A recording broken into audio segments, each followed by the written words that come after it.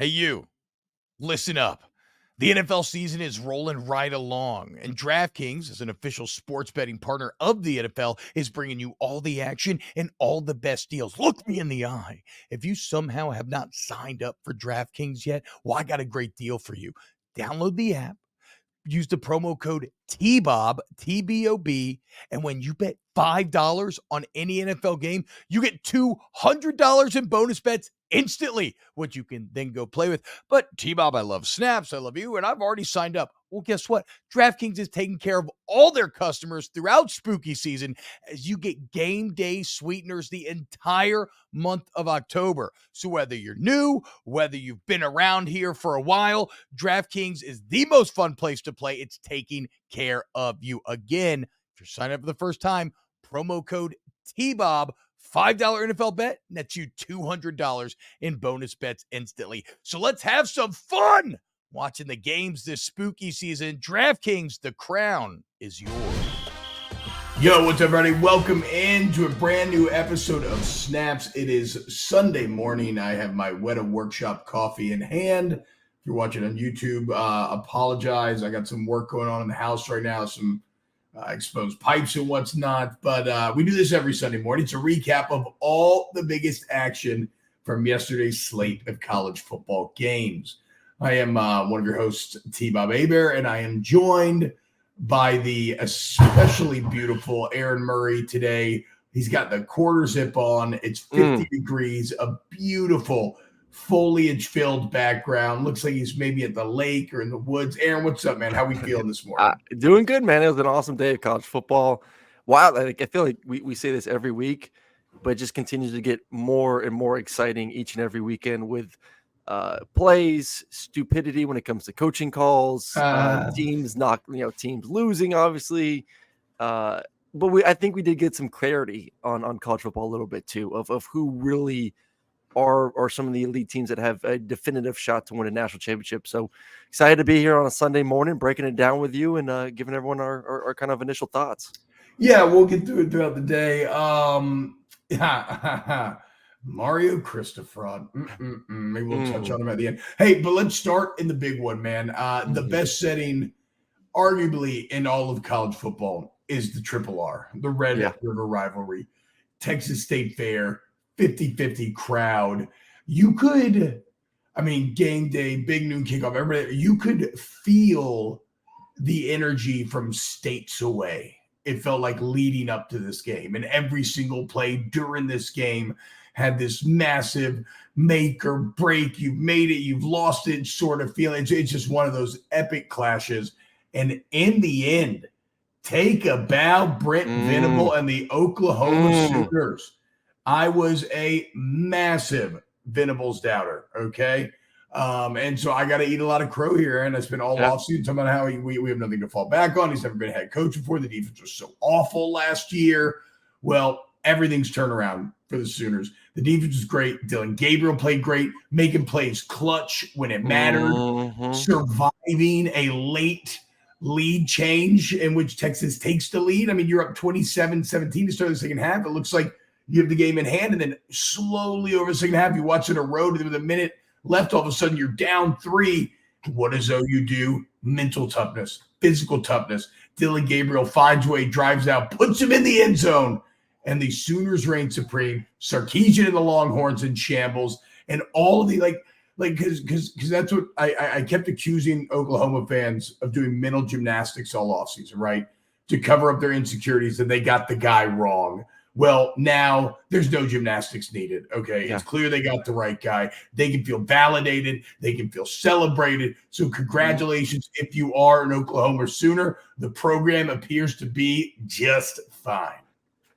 And I'll say this first, and I'm not here to defend Texas by any means, but Texas is still – both teams, obviously Oklahoma more right now, being undefeated, are clear paths to the playoffs for both teams. Like, this is going to be the rematch. I think you and I could both agree on that at least. Like, you look at the remaining schedule for Texas and Oklahoma, they're going to rematch in the Big 12 championship game. Winner will move on to be one of the final 4 teams in the playoffs. Like, that's how good both teams are. And that's how down the Big 12 is. And I'm excited for a rematch because yesterday's game, like that first quarter, was one of the craziest first quarters I've ever seen. From interceptions to block punts to going to the fake punt, all that. Like, it was an epic football game that I wish I could see that type of football game each and every weekend. It was awesome. And same thing. Congratulations, Oklahoma, to their fan base, to Venables, to Dylan Gabriel. I'll admit I'm wrong because my Twitter mentions were getting blown up yesterday by a bunch of Oklahoma fans. So let me just get it out of the way. Like, you had to eat crow about Texas a few weeks ago. Oklahoma, I was wrong. Dylan Gabriel under pressure in a big time game, was the difference. And I want to start with the quarterback position first, T-Bob, because it's my position. Yeah, well, I mean, it's funny. My brother, we were at the Georgia game last night. And I don't know if my brother really watched the Texas OU game because he kind of pulled up the stat line. He goes, man, Quinn Ewers was 31 of 37 for 346. Like, what was wrong with Texas? I was like, well, the first quarter, he looked like he was still asleep. Like, he kind of had the look in his eyes of, like, we always make fun of Eli Manning for that, like, dazed, confused, like, I'm lost look. Like, I was looking at Quinn Ewers saying, he's not in this right now. The game's happening too fast. He looks asleep. And that was one of the big difference makers for Texas in losing this football game. You can't have 3 turnovers in a game like that. 2 interceptions and a fumble. And that's a major issue. Flip it over to the other side. Oklahoma, no turnovers in the games. Like, was Quinn horrendous? No, he turned it around in the second half. I thought he played a good second half, but still in a close game like that, it's going to come down to turnover battles. You lost that. You were not the better quarterback in that game.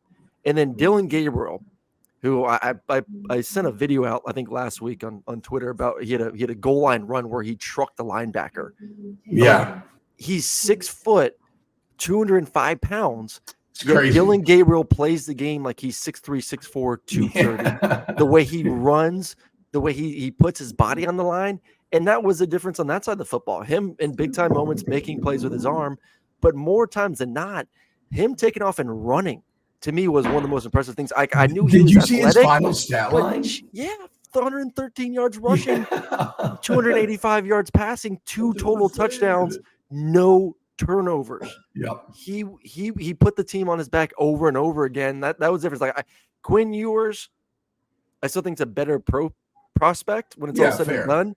But Dylan Gabriel was by far the better quarterback in that football game, and that's the biggest difference. And then red zone issues. Texas 3 times in the red zone, only 3 total points. Oklahoma was 6 for 6 inside the red zone. Turnovers, red zone efficiency is the difference in a 4-point game. Well, so a couple thoughts here. First, it is so rare to win a game like this in which you allow a punt block to be scored for a touchdown against you. Like, against really good teams in a really even match, that's never supposed to happen. So let's score a couple extra tallies in the toughness department for Oklahoma. And remember, we called this game, Aaron. Remember, it's not crazy. I think like how I don't know if how we're talking about makes it sound this way, but I feel like the feeling from a lot of people was, wow, Oklahoma really won that game. But remember, this was a robot versus human game. Like, ESPN's FPI, the predictor, the game predictor, gave Oklahoma a 57% chance of winning this game. Dylan Gabriel was the better quarterback on paper. Oklahoma had the better numbers. It was just that we thought that Texas' resume was better, and we thought they looked better on film in the trenches. And so we kind of thought, oh, well, okay, the numbers are just a little juice from Oklahoma not playing anyone. No, Oklahoma's damn good, dude. They look complete in every phase of the game. But so did Texas. Like, I know, because it's funny, I spent all offseason crapping on both of these teams, right? Yeah. So I have been both wrong about them, and now I feel like some people are expecting me to maybe come out and be like, I told you about Sark. Losing this game is not why Texas has been a laughingstock the last decade. Okay, like, I don't care about this game. It's the other teams, and plus, because like you said, if Texas is who we think they are and they take care of business, this should just be the first of 2 matchups. Like, I'm not dropping Texas outside the top 10. Like, we've had them at 1 for the past 2 weeks. They I think part to do with the resume, and they have a hell of a roster. I still have just as much faith in there, dude. Told you we should have put OU in there last week, and you said no. And you said no. You shut it down. You know what the most impressive thing to me too, besides the quarterback for Oklahoma, was the offensive line. Like, and Texas's D line is one of the best in the country. Yeah. But for Texas to only have 5 TFLs and 1 sack in the game. And I think a little bit it goes to the quarterback play and the overall scheme. Like, Dylan's great at getting the ball out now. Getting the ball out, not holding on to it, which really frustrates Oklahoma? And then, obviously his running ability too. So who's the OC at Oklahoma, Aaron? Do you know? Oh, I'm drawing a blank right now. Because he's done a hell of a Jeff job. Lebby. Okay. I don't know why. Quick play. But it's weird because that was the area that I was most concerned about. Like, can this offensive line hold up? And they had the better game when it came to protecting their quarterback and giving up less TFLs. And once again, I think a lot of it is schematically. Like, Texas wants to push the ball vertically down the field. There's more of a trust with their receivers and obviously their quarterback with the bigger arm. That doesn't really play in that, once again, Dylan's game, but that's still a tough challenge. And that place was rocking. Like, when you were on your opposing side of the field, you could feel it through the TV. Cool. And that's when it's loud. Like, when I can feel it through the TV, you're like, damn, that ain't fun to play in as a quarterback. It just makes me it makes me so happy that they still do it in the old Cotton Bowl and everything else. Mm-hmm. It's just so you can feel just the history and generations past of Texas and OU fans and sat in those same seats and went just as crazy for, 50 years, 70, 80, whatever, however long it's been. But again, okay, so like Texas fans, you're fine. Yeah, Ryan says college football is all about. I agree. Texas fans, like, you're fine. Okay. Yep. And again, I'm not victory lapping on Sark or anything like that here. The problem is Texas of the past would lose to one of these upcoming games, like a Houston or a Kansas State or a Texas Tech, like somebody at TCU. Like, none of these teams are good this year. Texas of the past would trip up and fall. Let's see what Texas now does, because if you get that rematch, I actually always give the advantage to the team that lost the first one. Yeah, just psychologically. And I still think Texas is the better football team too. I feel like if they play 10 times, that's a take, Bo. That's a take. I do think they're the better football team. Hold on now. Texas got a punt block for a touchdown and did not win the game. Yeah, but they also turned it over 3 times. But that's what Oklahoma does. Oklahoma came into this game with the defense was great. Oklahoma came into this game leading the nation in picks. Like, that's what at a certain point we have to give Oklahoma. I will say right now, the numbers on paper being real. Oklahoma's a good team. Oklahoma's going to be 12-0. They'll be 12-1. And hell, who knows what the hell's going to happen in college football this year? Like, maybe that game is the same game, and you flip the scores, and it's 34-30. Texas wins, and the Pac-12 just cannibalizes itself. Florida State in the ACC, maybe something happens kooky there. Maybe you get Texas, Oklahoma in the damn playoffs. I don't know. Like, right now, I still believe Texas is one of the best teams in America. And the fact that Oklahoma beat them, to me, means that obviously Oklahoma is one of the best teams in America at the moment, too. So, like, if you do have 2 12-1 teams and that second game is as close as this first game, I think both will have really good cases that, hey, we deserve a shot. I think the one thing going to hold them back is the fact that the rest of their essentially games are this will be Oklahoma's only ranked win when it's all said and done this season. Forget about a playoff. I know. I'm just saying. About playoff. All they need to do is both finish the fight to the Big 12 championship. Yeah, and I think that's no slip. We talk about Texas. You bring it up all the time. Texas being a team that loses games it shouldn't. Yeah, that's what it is. Yeah.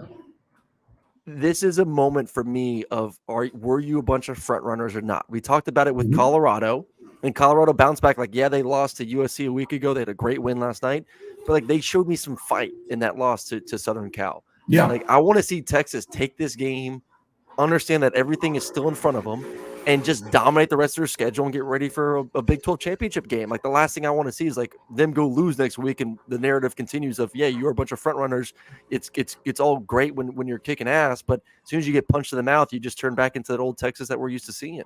Yeah, they should nuke a lot of the teams left on their schedule. I mean, they'll be in a close fight somewhere along the way that's been unexpected, but you just got to come out of it on top. All right. To College Station we go. Alabama, Texas A&M.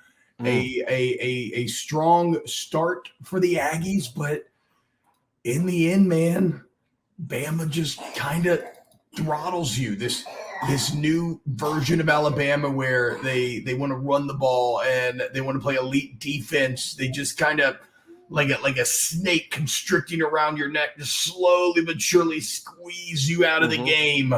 And Jimbo and come and Aaron, all this year, Alabama sucks. Look how bad they are offensively. Look where they rank statistically, blah, blah, blah, blah, blah, blah. They're in control of the West. And they clearly look like the team that's going to win the West because LSU's defense continues to be an affront to God, humanity, babies everywhere. You can't tell me if you looked at the end of the game and said Alabama was only going to run the ball for, 23 yards?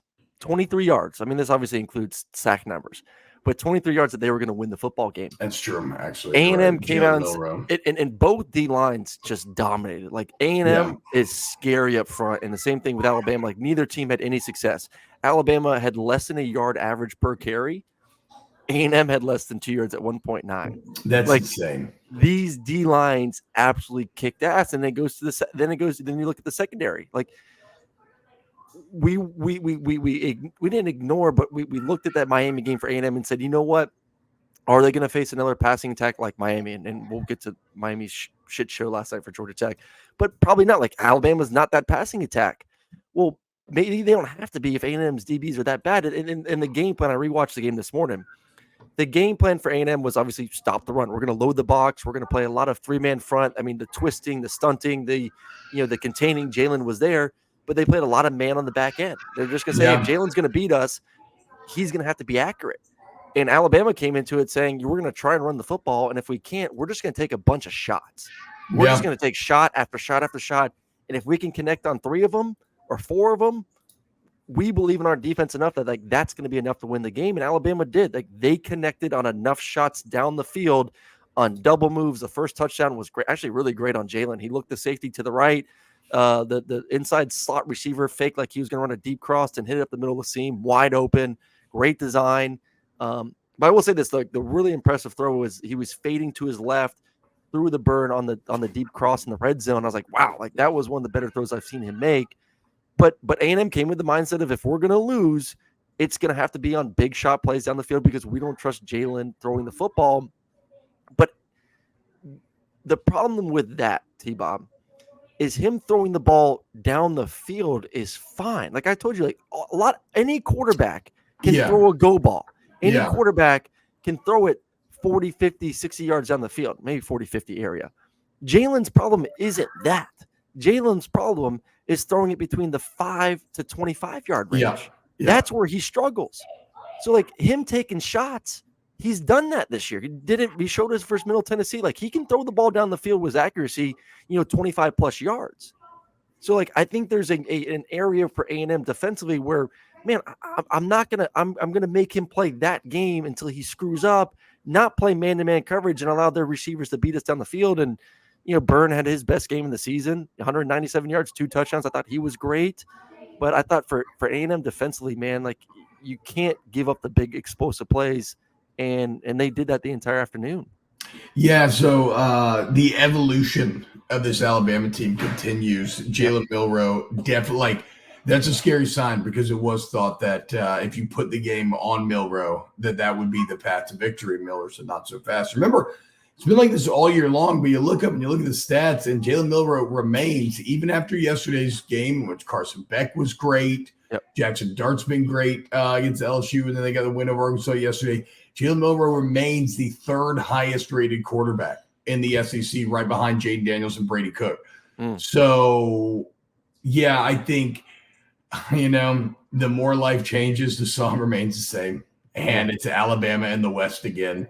Like, Aaron, do you still think Alabama's going to lose 3 games? Because who are they going to lose to? Who are they going to lose to? Maybe an SEC championship. You still have zero faith that LSU and that offense. No. I don't have no faith, but anything with LSU, you cannot predict LSU. No, I know. LSU is so crazy. They're kind of like LSU's kind of like just a heavyweight who doesn't care about defending himself. He just wants to go over these huge haymaker knockout punches. Maybe you get lucky, you get him on the chin, and you end up with a dub. But chances are you're going to open yourself up, get counterpunched, and end up on the mat yourself. So I still think LSU can. I think LSU is going to be able to score in anyone. So LSU's ability to score, they will keep them in the game no matter how bad the defense is. LSU will always have a chance to win. So I'm not going to count LSU out versus Alabama. But yeah, like if you look at Alabama's schedule, man, like that's really it. Like Arkansas, Tennessee, no, you get both of them at home, and you get LSU at home. You get the next 3 weeks at home. Kentucky, as we're about to talk about a little bit with Georgia, that ain't gonna happen. Chattanooga, that ain't gonna happen, and then probably Auburn on the end of the season. So it's really one team because of their offense can make it interesting in LSU. But right now, yeah, like Alabama's the front runners. Ole Miss But they also have a lot of problems. The test. Ole Miss and A&M were the test, and they passed the test, dude.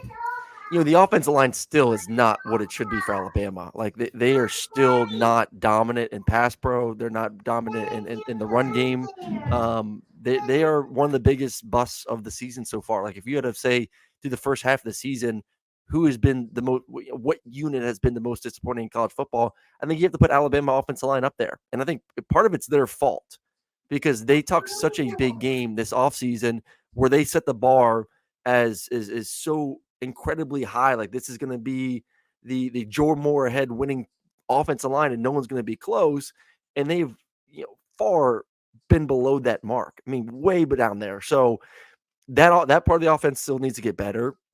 And do we still really trust that Jalen's going to continue to have games like that? Like that Alabama, if you can't run it, are going to win games on Jalen's arm. Like, yeah, that was great yesterday, and I know the stats for you sound great. They will against LSU. I mean, Jalen Milroe can definitely do it against LSU. I'll say that. I just think that there's going to be some slip up, and I don't know if maybe it is against Georgia in the SEC championship game. But I'm still, if I'm an Alabama fan, and I'm saying that we have to win games like that where Jalen Milroe's throwing the ball to win, that ain't going to win a championship for this team. This offensive line has to find a way to be significantly more dominant for the second half of the season. Yeah, I don't know that they do. I can get everything you're saying, but they're gonna. I mean, the only time it's gonna hold it back is maybe against Georgia, right? Yeah, maybe. Like I don't think it's gonna matter any other game. So we'll see. I hate it. Shout out Nick Saban. I hate you so much, but I respect the hell out of you. Literally his worst team he's had in a decade. I know. This is not even close. Every other Alabama team since 2012 would probably wax this team. Oh, it doesn't matter. It doesn't matter. When you're the GOAT, you're the GOAT, dude. Shout out. Speaking of being the best, Aaron is so fat and cocky and just putting so much into Kentucky getting dominated by the Georgia Bulldogs 51-13. I don't know, dude. I'm like, okay, sure, when I see this. Carson Beck played great. Don't get me wrong. Yeah. Carson Beck looks really good. Brock Bowers is unstoppable as ever. What I'm saying is this doesn't really change that much of how I view Georgia. I still believe they are clearly the best team in the SEC. We have said that all season long. And like I continue to say, I don't think Georgia's going to fail until like the playoffs, right? But I damn sure knew Mark Stoops wasn't about to go in there and run power and counter in Athens and get a victory. Like this was an awful style matchup here between the Cats and the Dogs. No, it was. I get that, but a couple questions were answered for a lot of Dogs fans. Like one, can the defensive line in that front seven at least man up and perform better? And I thought they would. Like we talked about last week on our shows. I get that, T. I get that, but still, it needed to be seen. Neither is Auburn, but Auburn ran for 200 plus yards against Georgia, and it was a very different schematics of how they did it with a lot more triple option, which is harder to defend than your traditional. It was not a good matchup for Kentucky, yes, but you still answered the question of how really dominant can this defense be, and they were suffocating. And then you flip it over to the other side, and finally they put the ball into Carson's hands. That was big. after 5 weeks of just easing Carson into the season. And I was on the field before the game, and I went up to Bobo, and we're talking. And I was like, man, like I know you're getting a lot of shit, and Carson's getting a lot of shit, but I think you guys are kicking ass right now. I think y'all are doing a really good job.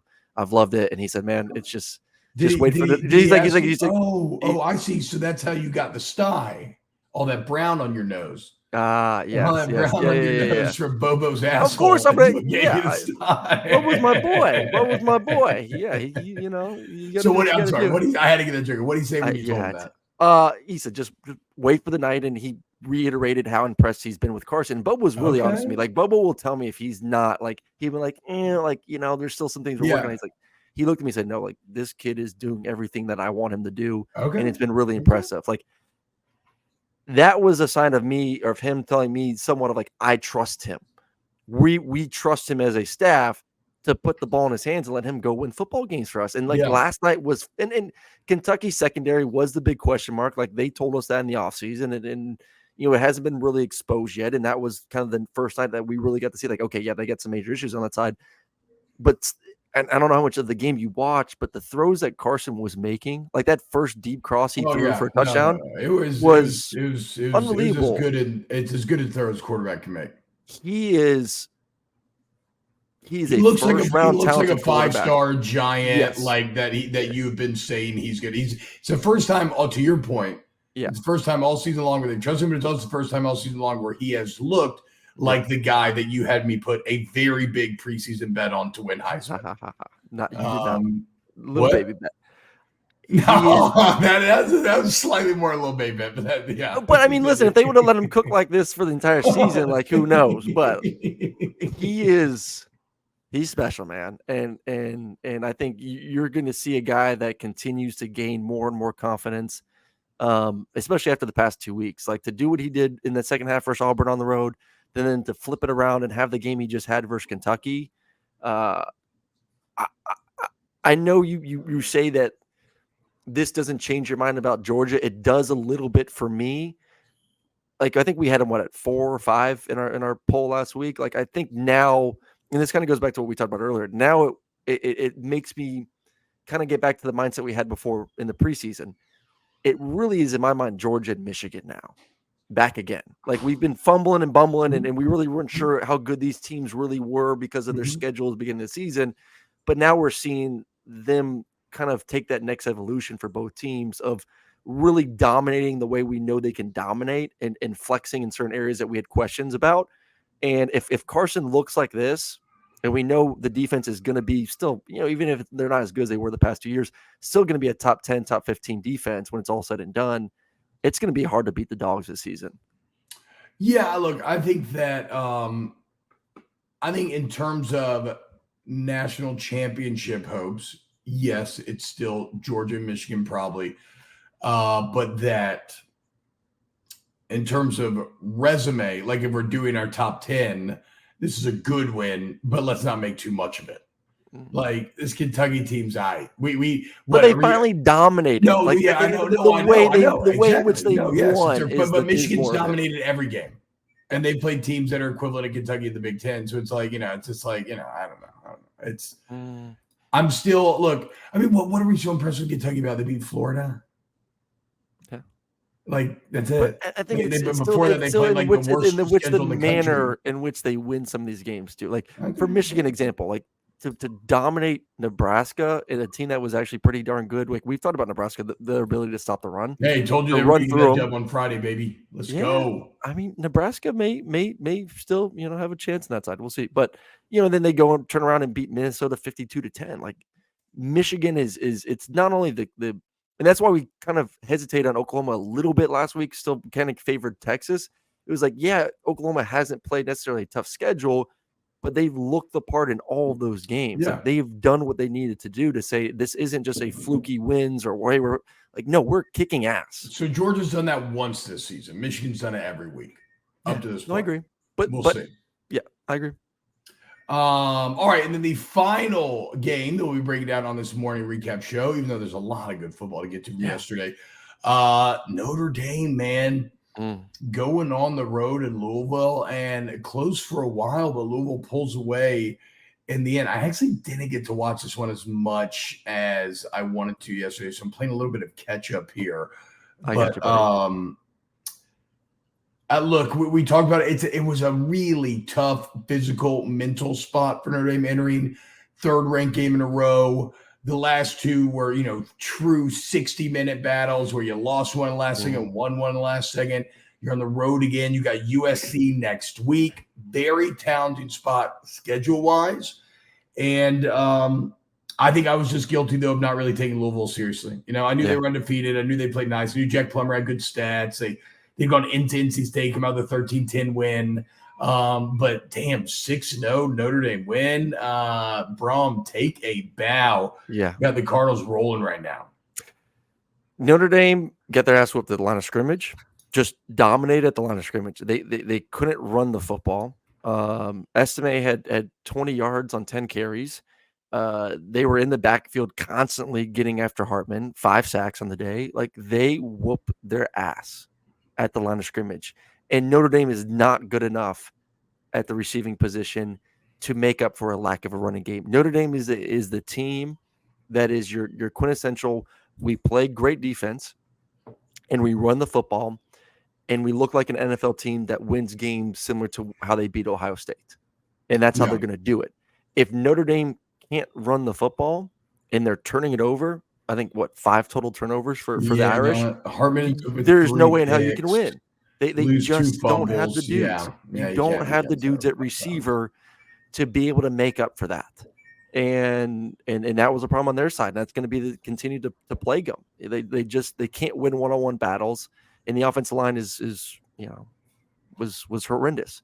Flip over the other side, like Louisville impressed me in a big way. Like, Plummer looked really good, and they got this little running back, Jordan. I got it right here. 5'10", 185 yards. Yeah, Dude got some speed. 21 carries, 143, 2 touchdowns for Jordan on the night. He hit a couple runs and just took off. I was like, and that's a good Notre Dame defense. Like, maybe they're not elite at like athlete wise, but that's a solid defense. It's fundamental. But Freeman's a hell of a coach. Yeah, they shut down Ohio State. We saw it. Yeah, but that little dude can run. Ooh-wee. He was fun to watch. That's a good Louisville team, man. Like, I know we maybe didn't do. We haven't seen a lot of their games, and I know a lot of people haven't seen a lot of their games this season. But it's a film. That was my first time really watching him. I watched rewatched the game this morning and really impressed with, once again, like, them dominating at the line of scrimmage, and then Plummer taking care of the football, which was a question mark, and then how good Jordan was running. They're going to be a contender in that league. I think their schedule is pretty favorable too, as well. So that's let's see what they got left here. On the road at Pitt. Home against Duke, so you get Duke at home. That's great. And what's Riley Leonard's status? I think Riley Leonard's going to be out for a while. I don't even think Riley's going to play in that game. Virginia Tech, dub at Miami. We'll get to that in a second. And then home against Kentucky to end it. So there's some fights left. There. But I'm talking about just to get to the ACC championship game. Yeah. I mean, I think they beat Pitt. I think they beat Duke without Riley. Virginia Tech, Virginia. And then Miami got their first loss last night in the ACC. And that's like Louisville should be one of your favorites right now because they don't play Florida State. They don't play North Carolina. They should be kind of the favorite to get to the ACC championship game. Aaron, did you ever play like Street Fighter or Mortal Kombat or any fighting game growing up where when somebody else picks up the remote, they press start and it's like a new challenger has entered the ring? Like, to me, that is Louisville in this ACC race. We already knew Clemson out early. We knew about Florida State. We thought Duke was there. Unfortunately, due to the injury, they're probably out. They've probably been knocked out the race. Yep. UNC is still very much there. They got Tez Walker back now. They dominate. UNC is just kind of quietly doing their thing in the background. Undefeated, playing great defense, actually. Only giving up 7 yesterday against Cuse, 40-7. Drake May hasn't really gotten it going, but they're undefeated. That's like kind of scary. But now now look, after the debacle of Mario Cristofraud yesterday, Louisville looking like, no, they're serious about this thing, man. And this is Brom's dream job. He played there. That's why he left Purdue after winning the Big Ten East last year to get back there. So what a time to be a Louisville Cardinal fan, especially because like you hate Kentucky, and so you got to watch Kentucky get smashed yesterday, and then you come away with a 13-point win against mighty Notre Dame. Just a signature win early on. Some of these coaches have to search probably took Mark Stoops half a decade to get a signature win. Brom's got one here in year number 1.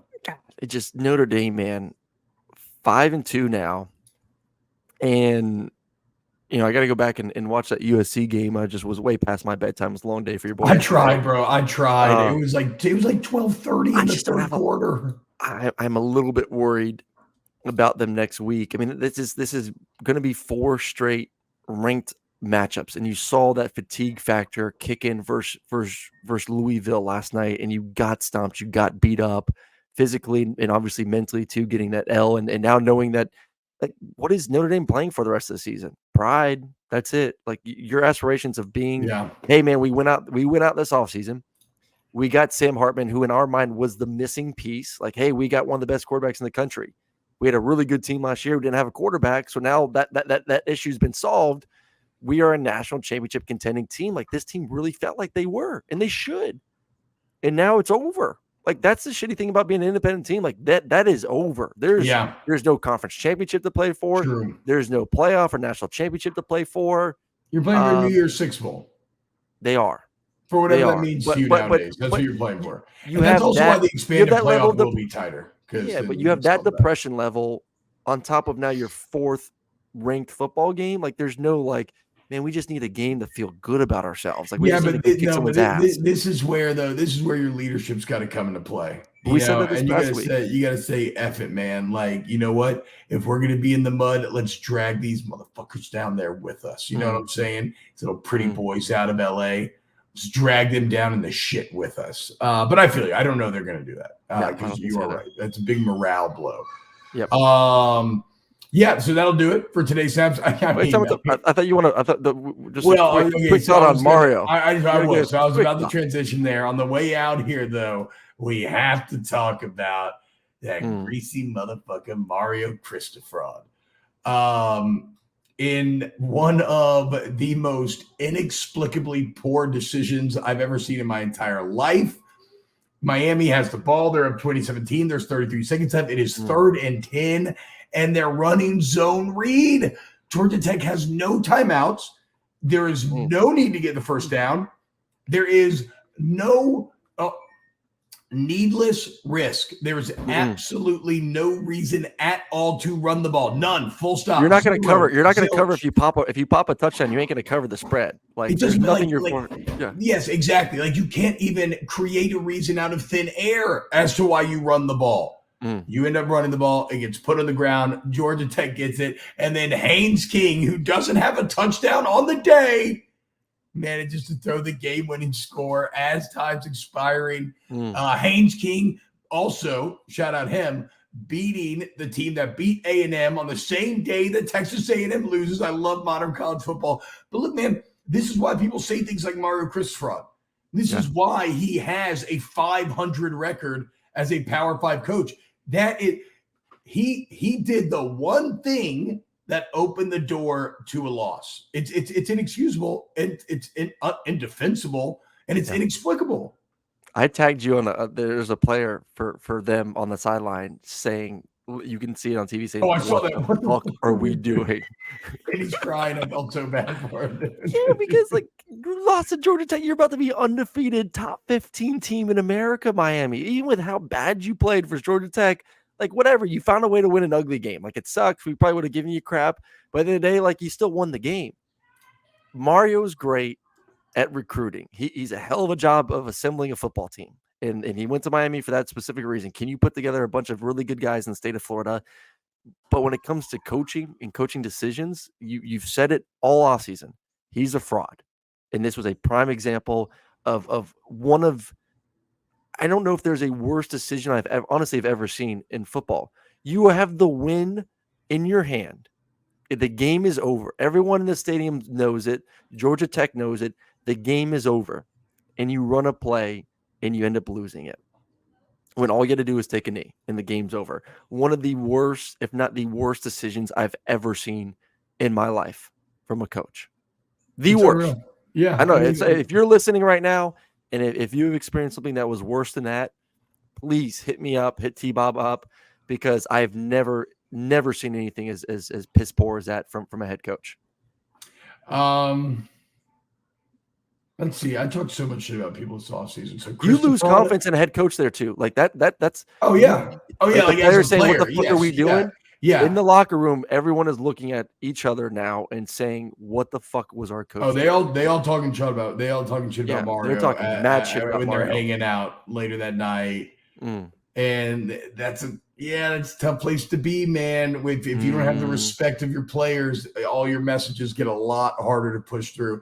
Well, I'm just opening my mentions for the first time all night, and yeah, it looks like I'm getting a lot of Oklahoma blowback.